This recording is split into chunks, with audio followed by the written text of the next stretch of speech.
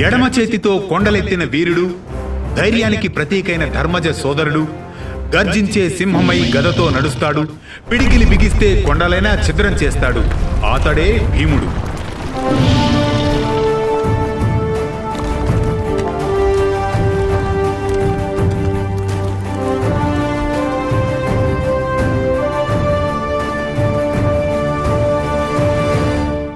మహాభారతంలో ధర్మ పరిరక్షణ దీపమై తల్లి మాట శిరోధార్యంగా బకాసురుని వధించిన ఘట్టం వింటే భారతం వినాలి, తింటే గారెలే తినాలి అన్నట్లు, చూస్తే భీమసేనుని పరాక్రమం చూడాలి అన్నట్లు సాగే నేటి అనగనగాలోని కథనమే బకాసుర వధలో భీమసేన మహారాజు పరాక్రమం. సాధారణంగా ఎవరైనా ఎక్కువగా తిండి తింటూ ఉంటే బండెడు తిండి తినే బకాసురుడు అని తెలుగువారిలో ఇప్పటికీ ఓ సామెతుంది. ఈ కథనం ఆ బకాసురుడి గురించే. అనగనగా అది ద్వాపరయుగం. పాండవులు అరణ్యవాసంలో భాగంగా ఏకచక్రాపురం నగరంలో ఉండగా గ్రామాన్ని పీడిస్తున్న భయంకర రాక్షసుడే ఆ బకాసురుడు. పాండవులకు ప్రజాదరణ చూసి సహించలేక దుర్యోధనుడు దురాలోచనలతో తండ్రిని ఒప్పించి పాండవులను హతమార్చాలని ఓ పథకం వేస్తాడు. ఒకరోజు ధృతరాష్ట్రుడు పాండవులను పిలిచి, వారణావతంలో మీ తల్లితో కొంతకాలం విశ్రాంతి తీసుకుని రండి. గంగానది తీరాన ఉన్న ఆ నగరం అత్యంత సుఖప్రదమైన నగరం అని విన్నాను అంటాడు. పెదతండ్రి ప్రేమతో చెప్పిన మాటను తిరస్కరించలేక ధర్మరాజు తల్లిని తమ్ములను వెంటబెట్టుకుని వారణావతం బయలుదేరుతాడు. పాండవుల వనవాసం సమయంలో లక్క ఇంటికి నిప్పు పెట్టి వారిని అందులోనే సజీవ సమాధి చేయాలని కుయుక్తులు పన్నుతారు కౌరవులు. ఆ సమయంలో విదురుడు కుంతి పాండవులతో ఇలా అంటాడు, అమ్మా, విషాగ్నుల వల్ల అపకారం జరగవచ్చు, అప్రమత్తంగా ఉండండి అని చెబుతాడు. విదురుని సూచనతో పాండవులు ముందే జాగ్రత్త పడి సొరంగం ద్వారా బయటకు వచ్చి తప్పించుకుంటారు. దాంతో విదురుని ప్రేమకు కుంతితో సహా అందరూ ఆనందించి ఒక అడవిలో సేద తీరిన వేళ వ్యాసుడు వారిని సమీపిస్తాడు. కొన్నాళ్లు సమీపంలోని ఏకచక్రాపురంలో జీవించమని సలహా ఇస్తాడు. దాంతో తమ తల్లి కుంతీదేవితో సహా బ్రాహ్మణ వేషాలు ధరించి ఏకచక్రాపురం చేరుకుంటారు. ఇప్పటి పశ్చిమ బెంగాల్ రాష్ట్రంలోని బద్వాన్ జిల్లా దుర్గాపూర్ సమీపంలోని పాండవేశ్వర్ పట్టణమే ఒకప్పటి ఏకచక్రాపురం.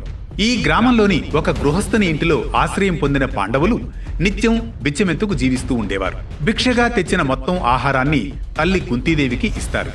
ఆమె ఆ ఆహారాన్ని 2 భాగాలుగా చేసి ఒక భాగం భీముడికి, మిగిలిన సగభాగం మిగిలిన నలుగురికి కుంతి పెట్టేది. ఇలా తెచ్చిన ఆహారంలో సగభాగం కూడా భీముడికి సరిపోయేది కాదు. అర్ధాకలితోనే భీముడు సర్దుకోవాల్సి వచ్చేది. దీంతో బక్క చెక్కిపోతూ ఉంటాడు ఆ సమయంలో భీముడు. ఇది మాత్రం తన తల్లికి తమ్ములకు ఆందోళన కలిగిస్తూ ఉండేది. సరే, ఇలా ఉండగా ఒకరోజు మాత్రం పాండవులలో 4 భిక్ష కోసం ఊరిలోకి వెళతారు. భీముడు మాత్రం తల్లితో పాటే ఇంట్లో ఉంటాడు. తాము నివసిస్తున్న గృహస్థ ఇంటి నుంచి పెద్ద ఏడుపులు పెడబొబ్బలు వినిపిస్తూ ఉంటాయి. ఆ కుటుంబానికేదో ఆపద సంభవించిందని గ్రహించి వెళుతుంది కుంతి. పాపం, వీరికి ఏ కష్టం వచ్చిందో, మనకు ఆశ్రయం ఇచ్చారు, మంచివారు, వీరికి మనము ఏదైనా ప్రత్యుపకారం చేయాలని అనుకుంటూ కుంతీదేవి ఆగలేక ఆ ఇంటి తలుపు తట్టి, ఎందుకు దుఃఖిస్తున్నారు, ఏం జరిగింది అంటూ వారిని అడుగుతుంది. ఆ ఇంటిలో కుటుంబ సభ్యులు భర్త, భార్య, కుమారుడు, కుమార్తె మూకుమ్మడిగా ఇలా రాక్షసుడికి ఆహారంగా నేను వెళతానంటూ ఒకరికొకరు వాదులాడుకుంటూ ఉంటారు. అయ్యా, మీకు ఆపదొస్తే మాకు వచ్చినట్లే కదా అని వారికి సర్ది చెప్పి అసలు విషయం చెప్పండి అంటే ఆ ఇంటి పెద్ద ఇలా చెబుతాడు. అమ్మా, ఇక్కడ యమునా నది ఒడ్డున బకాసురుడనే ఒక రాక్షసుడున్నాడమ్మా. వాడు ఊరి మీద పడి ప్రజలను అందరినీ మింగేస్తూ ఉండేవాడు. ఒకప్పుడు ఊరి పెద్దలంతా సభ చేసి ఒక కట్టడి చేసి తీర్మానించారు.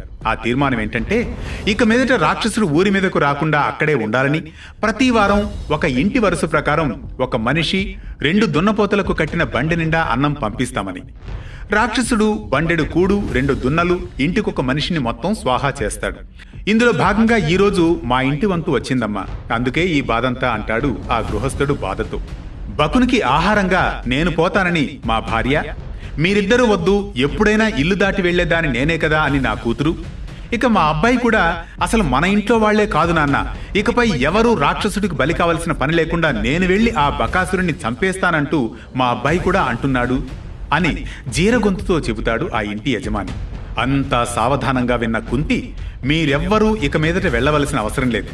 నాకు 5 మంది కుమారులు, వారిలో ఒకరిని నేను పంపుతానని వారితో చెబుతుంది. అందుకు వారు ససేమిరా అంటారు. అయినా వారిని ఒప్పిస్తుంది కుంతీదేవి. ఇక మీరు బాధపడాల్సిన పనిలేదు, నిశ్చింతగా ఉండండి. నా కొడుకు భీమసేనుడు మహాబలవంతుడు. బకాసురుని చంపడానికి భీముడే తగినవాడు. 10 మంది బకాసురులైనా మా భీముణ్ణి ఏమీ చేయలేరు. ఏ తల్లికైనా కన్న కొడుకు చేదు కాదు కదా. నేను నా కొడుకుని ఎలా బలిపెడతానని అనుకుంటున్నారు? జరిగేది చూస్తూ ఉండండి అంటూ భీమా అంటూ కేక వేస్తుంది. అమ్మా అంటూ తల్లి ముందు నిలుస్తాడు భీముడు. ఆ బకాసురునికి నువ్వు బండితో భోజనం తీసుకెళ్ళు నాయనా, అలాగే ఆ బకాసురుని పని కూడా పట్టు అంటుంది కుంతీదేవి భీముడితో. అర్థమైందమ్మా, అలాగే అంటూ ఉత్సాహంగా సిద్ధమవుతాడు భీముడు. భీముడు బకాసురుణ్ణి సంహరించి ఆ ఊరి ప్రజలకు భయం లేకుండా చేయాలని అనుకుంటాడు. అమ్మా, నాకు కడుపు నిండా అన్నం పెట్టమ్మా అంటాడు భీముడు కుంతీతో. ఇంతలో భిక్షానికి వెళ్లిన సోదరులు వచ్చారు. భీముని వాలకం చూసేసరికి ధర్మరాజుకు అనుమానం కలుగుతుంది. అమ్మా, తమ్ముడు ఎవరితోనో పోట్లాటకు తయారయ్యాడా అని తల్లిని అడుగుతాడు. సంగతి తెలుసుకుంటాడు. అమ్మా, నీకేం వెర్రా? నా తమ్ముడు భీముడు నీకంత బరువయ్యాడా? తల్లికి 4 కొడుకులుంటే దురదృష్టవశాత్తు వారిలో ఒకడు కుంటో గుడ్డో అయితే తల్లి వాణ్ణి కూడా ప్రేమిస్తుందే కాని పోగొట్టుకోవడానికి అంగీకరించదు కదా. నీవు భీముణ్ణి ఆ రాక్షసుడికి ఆహారంగా ఇస్తాననుకుంటున్నావా అని ఆక్రోశిస్తాడు ధర్మరాజు. హహ అంటూ నవ్వుతూ ఉంటాడు భీముడు. తల్లి కుంతీదేవి కూడా నవ్వుతూ, నాయనా, నీవు భీమసేనుని ఆ ఏటిగట్టు గుహలో ఉండే బకాసురునికి లోకు అని భావిస్తున్నావా? వీడు వజ్ర శరీరుడు. ఒకసారి వీడు పుట్టిన 10వ రోజున నా చేతుల నుంచి జారి కింద పడ్డాడు. అది కఠిన శిలా ప్రదేశం. వీడికేమైనా దెబ్బ తగిలిందేమోనని భయపడ్డాను. తీరా చూస్తే వీడి శరీర భారానికి కొండరాయి కూడా నుగ్గైపోయింది. వీడు అంత గట్టివాడు. మనకు నిలువ నీడ ఇచ్చిన ఈ కుటుంబానికి కాదు, ఈ ఊరికి కూడా రాక్షస బాధ లేకుండా చెయ్యాలన్నదే నా ఉద్దేశం. నాయనా ధర్మరాజా, మీరేమీ భయపడకండి నాయనా, నాకు భీమునిపై నమ్మకం ఉంది అని సమాధానమిచ్చి భీముణ్ణి బకాసుర సంహారానికి వెళ్లమని జయం కలగాలని ఆశీర్వదిస్తుంది కుంతీదేవి. దీంతో బకాసురుని కోసం తీసుకెళ్లే భోజనం పంచభక్ష్యాలతో, రకరకాల పదార్థాలతో షడ్రసోపేతంగా తయారవుతూ ఉంటుంది. పెద్ద గిన్నెలో అన్నం, దుంప కూరలు, దోసకాయ, బీరకాయ తదితర కూరగాయలు, శుద్ధ నెయ్యితో చేసిన వంటలు, ఘనంగా ఉండే పప్పులు, ఘుమఘుమలాడే కూరలు, వేపుళ్ళు, తీపి పదార్థాలతో లడ్డూలు, పాయసం, పాలు, తేనెలతో బకాసురుడికి తీసుకెళ్లే భోజనం అత్యంత విశాలమైన పరిమాణంలో దాదాపు ఏకధార రథం నింపేంత ఉంటుంది. ఈ విధంగా అనేక రకాలతో కూడిన పెద్ద బండిలో భోజనం తీసుకుని భీముడు బయలుదేరుతాడు. బకాసురుడి గుహ అల్లంత దూరంలో ఉందనగా భీముడికి బండిలోని తిండిని చూసి నోరూరుతుంది. తాళలేకపోతాడు. కడుపు నిండా తినేయాలనుకుంటాడు. అంతే, ఆనందంతో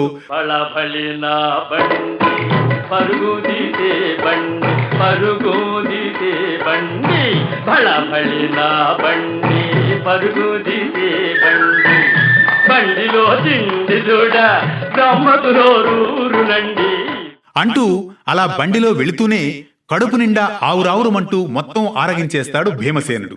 ఇంతలో ఆ బకాసురుడి గుహ సమీపించేస్తుంది. భీముడు అడవికి వస్తూ వస్తూ మార్గమధ్యంలో ఆహార పదార్థాలు మొత్తం తానే కడుపు నిండా మొత్తం ఆరగించేస్తాడు. ఇంతలో ఆకలితో తాళలేక అటు ఇటు తిరుగుతూ హాహాకారాలు చేస్తూ ఎదురు చూస్తూ కనిపిస్తాడు బకాసురుడు. కోపావేశంతో రగిలిపోతూ ఉంటాడు. నేను ఆహారం కోసం ఇంతసేపు ఎదురు చూడాలా? ఏది, ఎక్కడా, అదేంటి, నా కోసం తెచ్చిన తిండి మొత్తం నువ్వే తినేసేవా అంటూ భీముడి వీపు మీద ఒక గుద్దు గుద్దుతాడు. ఏమాత్రం చలించకుండా భీముడు తింటూనే ఉంటాడు. ఆశ్చర్యపోతాడు బకాసురుడు. సమీపంలోని పెద్ద చెట్టును భీముడిపై వేయడానికి లాగుతూ ఉంటాడు. ఇంతలో భోజనం పూర్తి చేసి వస్తాడు భీముడు. బకాసురుడు భీముడిపై బలమైన చెట్టును విసురుతాడు. దాన్ని అవలీలగా చెరుకు గడలాగా పూచిక పుల్లలాగా పట్టి విరిచేస్తాడు భీముడు. రా బకాసురా, ఏమడిగావు?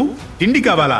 ఇక రా, కాచుకో, తిండి నేను పెడతాను అంటూ ఒక్క ఉదుటను దూకుతాడు బకాసురుడిపైకి భీముడు. రా బకాసురా, రా, కాచుకో అంటూ బకాసురుడిపై పెద్ద చెట్టును బలంగా విసురుతాడు. ఇలా చుట్టుపక్కలనున్న చెట్లన్నీ ఇద్దరు ఒకరిపై ఒకరు విసురుకుంటూ ఉంటారు. అక్కడ చెట్లేమీ మిగలవు. యుద్ధం భీకరంగా సాగుతూ ఉంటుంది. అక్కడ బీభత్సమైన యుద్ధ వాతావరణం నెలకొంటుంది. తర్వాత చుట్టుపక్కల చెట్లు కనిపించకపోవడంతో మల్ల యుద్ధానికి పూనుకుంటాడు. భీముడు బకాసురుని కిందకు పడదోసేస్తాడు. కాలితో గట్టిగా తంతాడు. బకాసురుడు భీముడిపై గుండెలతో గుద్దుతాడు. ఇద్దరూ చాలాసేపు కలియబడతారు. 2 కొండలు ఢీకొన్నంత వాతావరణం కనిపిస్తుంది అక్కడ. ఆ శబ్దాలతో భీకరంగా సాగుతూ ఉంటుంది. భీముడు చివరగా బకాసురుడిపై మెరుపులా దూకుతాడు. మెడను వంచి తలపై మోది పగలగొడతాడు. మోకాలితో వీపును విరగ్గొడతాడు. అంతే, బకాసురుడు నెత్తురు కక్కుకుంటూ దెబ్బతో చస్తాడు, నేల కొరిగిపోతాడు. అంతే, బకాసుర సంహారం జరిగిందని తెలుసుకున్న ఏకచక్రాపుర వాసులంతా తండోపతండాలుగా అక్కడకు చేరుకొని బకాసుర పీడ విరగడ చేసినందుకు భీమసేన మహారాజు ధైర్యాన్ని, బల పరాక్రమాలను ప్రశంసిస్తారు. అలాగే ధైర్యంగా తన పుత్రుణ్ణి పంపిన కుంతీదేవికి పాదాభివందనం చేస్తారు ఏకచక్రాపుర వాసులు. ఇది బకాసుర వధ ఘట్టం. ఈ బకాసుర వధలో భీమసేనుని పరాక్రమం కథనం మనకు తెలియజేసే సందేశం ఒకటే: దేశాన్ని వసుదైక కుటుంబంగా భావించాలనే కుంతీదేవి కారుణ్యం, ధర్మం, ధైర్యం కలిస్తే ఎంతటి దుష్ట శక్తినైనా ఎదుర్కొని జయించవచ్చునని భీమసేనుని బలం, స్ఫూర్తిని కలిగిస్తుంది. ఈ కథనం ఎలా ఉంది? మీకింకా ఎలాంటి కథనాలు కావాలో కామెంట్ చేయండి. వేటు న్యూస్ను ఫాలో అవ్వండి.